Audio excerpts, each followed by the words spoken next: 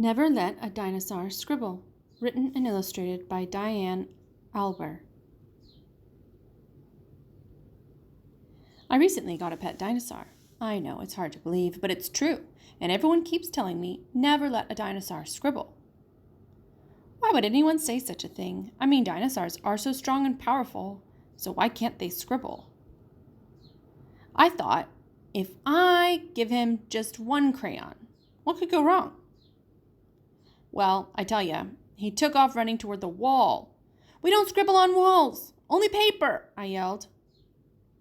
Thank goodness my dinosaur has a short attention span. Just before he was going to scribble on the wall, he noticed a couple of stones instead. He started to scribble on one of the stones, which was great, but there was just one problem. He really couldn't see the scribble at all. I could tell he had another idea. He went to grab the paint. This wasn't going to end well. But surprisingly, it didn't make as big of a mess as I thought. He just quietly painted his little stones, and it turned out awesome. But then he got another idea. He wanted to paint dinosaur-sized stones. It didn't take long before he was rolling boulders into the room, one after another.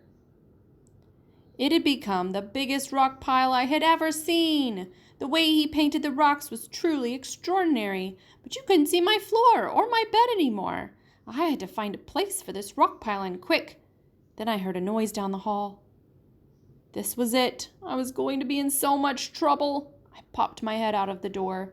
My mom was standing right there. Before my mom could say anything, I started to explain the mess she was about to see.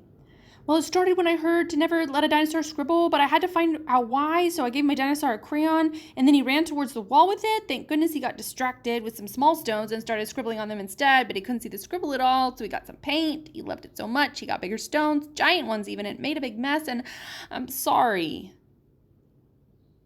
My mom peeked around the corner and smiled. You didn't make a mess, you made some spectacular stone art. When I turned around, there was just a little pile of stones on my table. No huge boulders and no gigantic rock pile. But still, some of the best art ever. All this time, people wanted to stop dinosaurs from scribbling. It could be because they try and draw on walls or make a gigantic rock pile. But if my dinosaur had never scribbled, he would have never learned how to make this amazing stone art. So next time you hear, never let a dinosaur scribble, just remember, all great art starts with a scribble. And even dinosaurs have to start somewhere. The end.